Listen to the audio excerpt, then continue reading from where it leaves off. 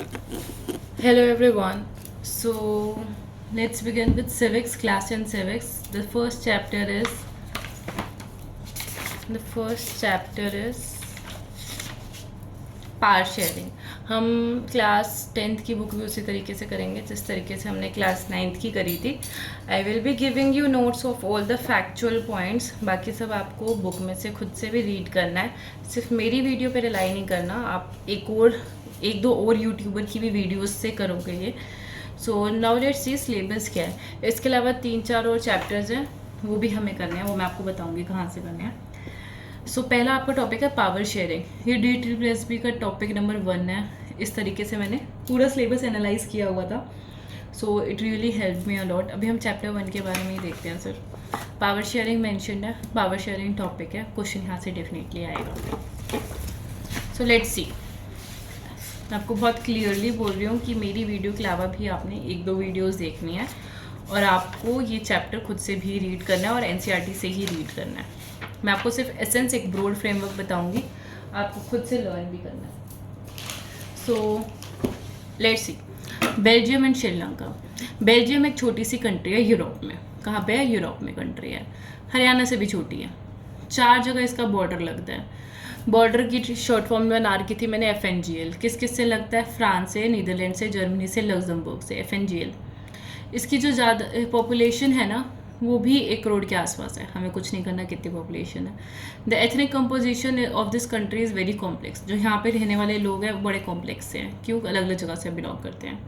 Of the countries total population, जो पूरा Belgium है, इसकी जो पूरी टोटल पॉपुलेशन है, उसके 59% lives in the Flemish reason.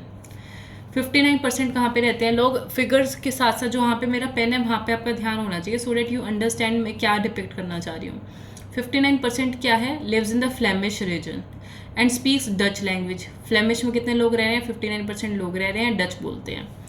Another 40% people live in Wallonia region. 40% लोग वलोनिया रीजन में रह रहे हैं, ये फ्रेंच बोलते हैं.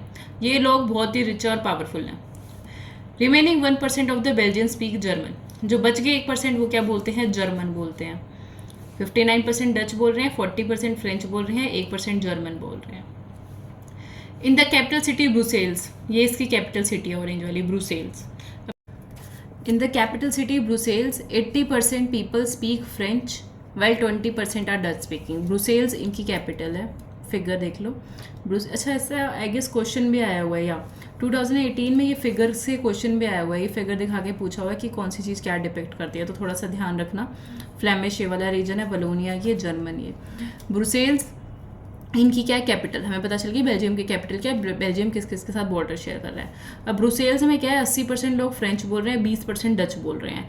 उल्टा हो गया ना कि यहाँ पे डच बोलने वाले कितने हैं? सिर्फ 20% है, और 80% क्या है? फ्रेंच बोलने वाले हैं. और जबकि पूरी कंट्री में तो अपोजिट सिचुएशन थी. तो यही बात बताई हुई है. Minority French speaking community was relatively rich and powerful. French बोलने वाले लोग, ये फ्रेंच वाले लोग 40% जो फ्रेंच बोलने वाले लोग थे, 20% जो डच स्पीकिंग लोग थे. और इसके कंपैरिजन में अगर हम देखें फ्रेंच स्पीकिंग लोग, ये क्या है? फ्रेंच वाले अमीर है और पावरफुल हैं. तो ये इनको कुछ ये पसंद नहीं करते थे. फ्रेंच बोलने वाले लोग डच बोलने वाले लोगों को पसंद नहीं करते थे. This led to tension between the Dutch speaking and French speaking communities. तो इनके बीच में कन्फ्लिक्ट हो गया. टेंशन की वजह से कम्युनिटीज़ के बीच में कन्फ्लिक्ट देखने को मिला. ब्रुसेल्स में उल्टी सिचुएशंस थी, क्योंकि ब्रुसेल्स में क्या था? डच लोग जो थे वो क्या थे? माइनॉरिटी में थे. देखो, डच लोग कैपिटल में क्या है? माइनॉरिटी में है, 20% है. पर पूरी कंट्री में अगर देखा जाए तो डच बोलने वाले लोग ज़्यादा हैं. तो ब्रुसेल्स की अपनी एक प्रॉब्लम थी. अब अगर हम बात करें श्रीलंका की, श्रीलंका में भी ऐसी कोई सिचुएशन थी. देखो, ये आपका श्रीलंका है. श्रीलंका में क्या था? जो सिन्हाला बोलने वाले थे वो 74% थे. सिन्हाला बोलने वाले लोग 74% थे. तमिल बोलने वाले 18% लोग थे. अब इन तमिल्स में से भी श्रीलंकन तमिल्स कितने थे? 13%, और इंडियन तमिल थे 87%. मुझे फिगर्स याद थी क्योंकि मैंने NCERT बहुत बार रिवाइज करी थी. एंड ऑल्सो मेरे फैक्चुअल नोट्स होते थे, तो मैं फैक्चुअल नोट्स डेली ही रिवाइज करती थी.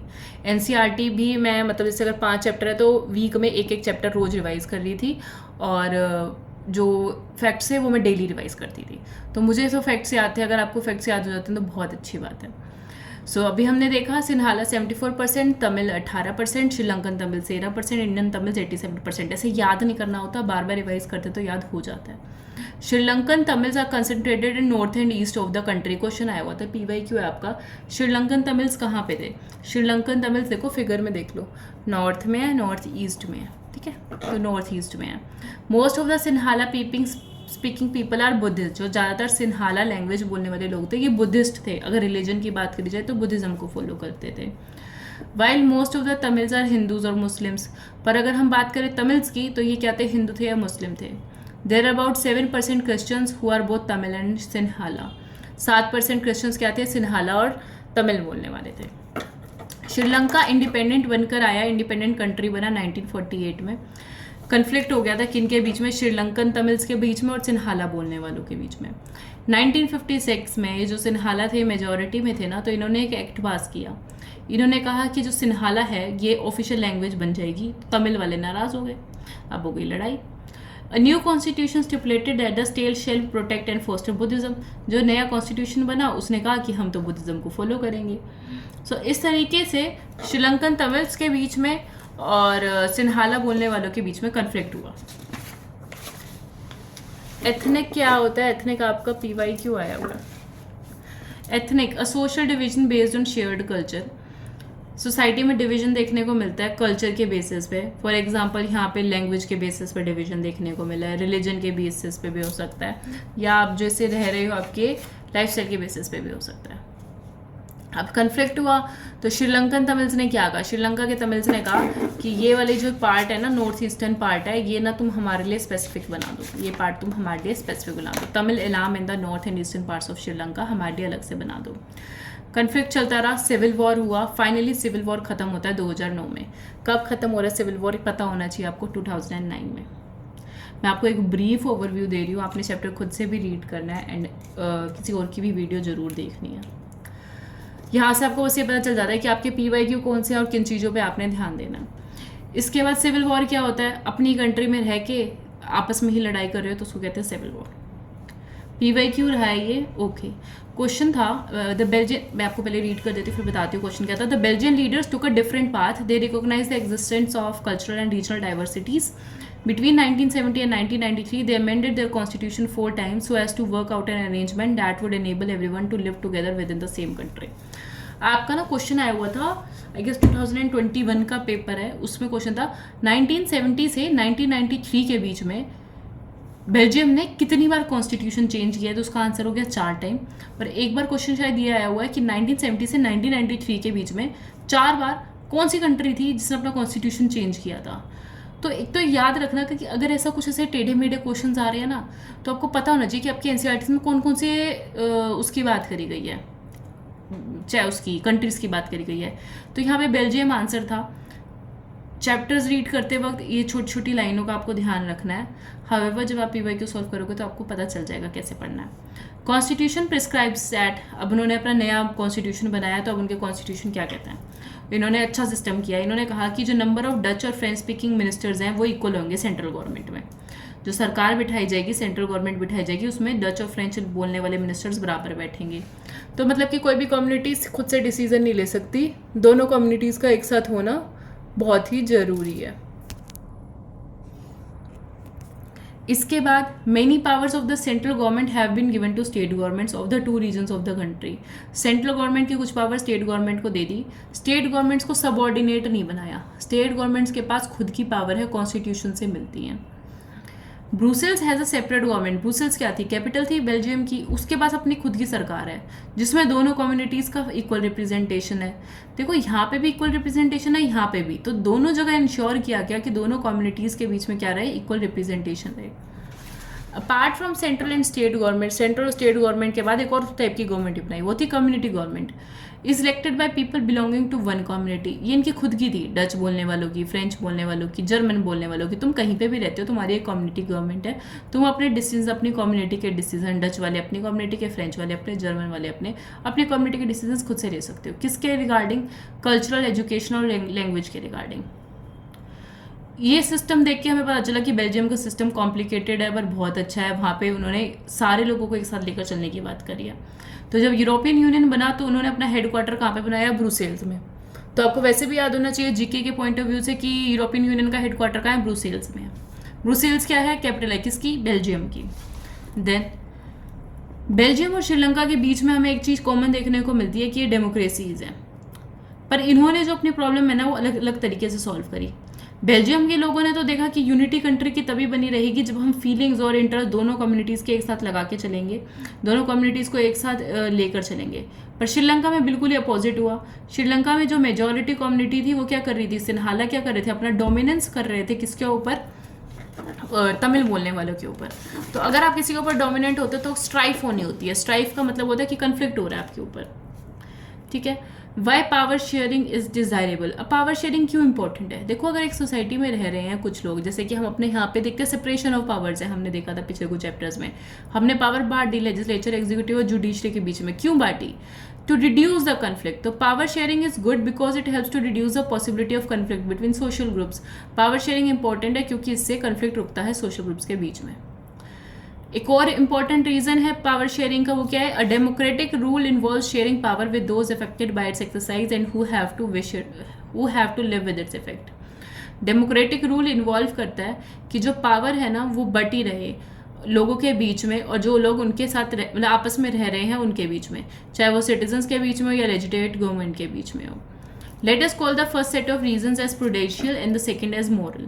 While prudential reasons stress that power sharing will bring out better outcomes. ये बात बताई थी ना, अगर पावर शेयरिंग होती है तो कन्फ्लिक्ट जो है ना सोसाइटी में वो कम होगा, possibility of conflict between social groups will be less, आपस में लोग कम लड़ेंगे। तो ये है प्रूडेंशियल रीजन। प्रूडेंशियल रीजन का मतलब होता है कि बेटर आउटकम होगा, अच्छा आउटकम होगा।